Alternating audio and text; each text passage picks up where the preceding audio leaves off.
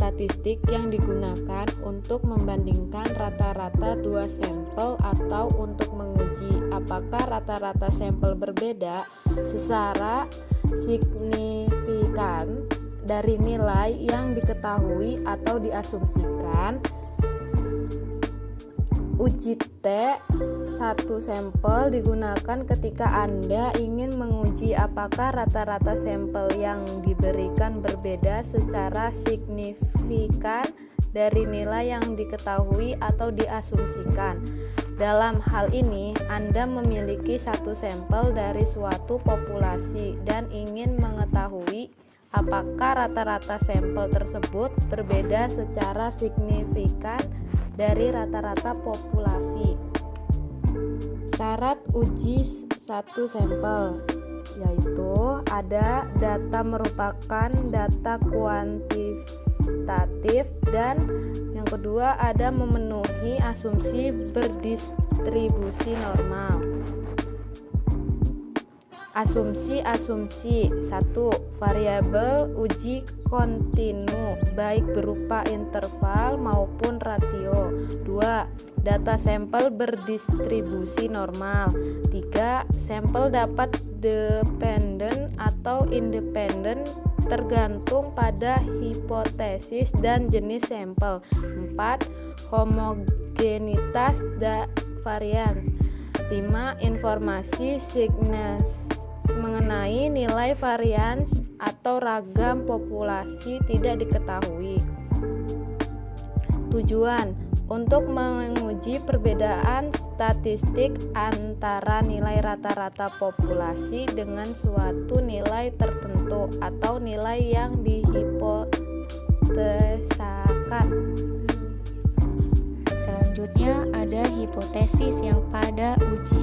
T hitung sama dengan buka kurung X kurang U tutup kurung per S per kuadrat N dengan keterangannya tuh X sama dengan nilai rata-rata sampel, U sama dengan nilai uji, S sama dengan standar deviasi sampel, N sama dengan jumlah sampel. Kriteria pengambilan keputusannya. HO diterima ketika T hitung kurang T tabel. HO ditolak ketika T hitung lebih T tabel. Macam-macam hipotesis uji T. 1. Hipotesis satu arah. A. Hipotesis arah kanan. HO sama dengan U kurang dari UO buka kurung rata-rata sampel kurang dari nilai acuan tutup kurung. HA sama dengan U lebih UO atau rata-rata sampel besar nilai acuan tutup kurung. B. Hipotesis arah kanan. HO sama dengan U lebih besar UO atau rata-rata sampel lebih besar dari nilai acuan tutup kurung. HA sama dengan U kurang UO atau rata-rata sampel kurang nilai acuan. Macam-macam hipotesis uji T. 2. Hipotesis dua arah. Hipotesis dua arah digunakan untuk melihat apakah nilai rata-rata sampel tunggal sama dengan nilai acuan atau tidak. Jenis-jenis uji T. 1. Hipotesis terdiri dari dua bentuk, yaitu hipotesis untuk uji dua arah dan hipotesis untuk uji satu arah. 2. Tingkat kepercayaan dan tingkat signifikansi.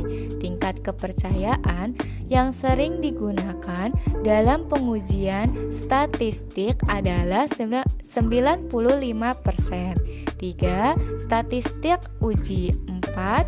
3. Kritis adalah titik yang digunakan pada pengambilan keputusan, yaitu sebagai dasar untuk menolak atau tidak menolak HO. 5. Keputusan. Selanjutnya, independent sample testing. merupakan salah satu metode statistik yang digunakan apabila ingin membandingkan dua populasi berdasarkan sampel bebas. Independen sampel tetes digunakan untuk mengetahui perbandingan dua grup yang saling bebas atau tidak berpasangan. Sampel independen berarti sampel dengan kelompok yang berbeda yang mungkin mendapatkan perlakuan yang sama atau bebas. Rumus independen sampel tetes. Rumusnya tuh T hitung sama dengan X1 dikurang X2 per akar buka kurung N1 dikurang 1 tutup kurung 5. Ini 1, 2 tambah buka kurung N 2 kurang 1 tutup kurung S1 2 per N1 ditambah N2 dikurang 2 tutup kurung N per N1 ditambah N per N2. Selanjutnya A. Jenis hipotesis. Hipotesis untuk uji dua arah dan hipotesis untuk uji satu arah. B. Penentuan hasil uji t-test independen. Nilai signifikasi dua Thailand besar 0,05 menunjukkan tidak terdapat perbedaan rata-rata antar subjek penelitian. Selanjutnya nilai signifikansi 2 Thailand kurang 0,05 menunjukkan adanya perbedaan rata-rata subjek penelitian. Contoh penggunaan uji t-test independen adalah yaitu penelitian di bidang pendidikan ingin mengetahui adakah ada perbedaan presentasi belajar antara siswa laki-laki dan siswa perempuan di suatu sekolah. Selanjutnya di perusahaan, di tes ini juga dimanfaatkan untuk mengetahui apakah ada perbedaan produktivitas kerja antara karyawan dan karyawati. 3. Ada tidaknya perbedaan motivasi kerja antara karyawan yang berstatus tetap dan karyawan kontrak.